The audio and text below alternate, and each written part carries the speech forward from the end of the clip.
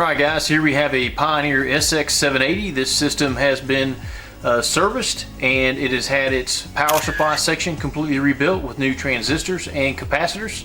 It's also had its protection circuit rebuilt with new transistors and capacitors.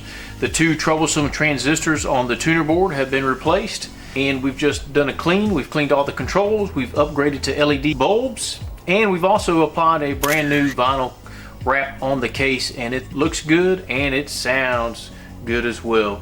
So this will be for sale on my website on atoaudio.com, and it's in good shape. So if you guys have questions, please feel free to reach out. Thanks.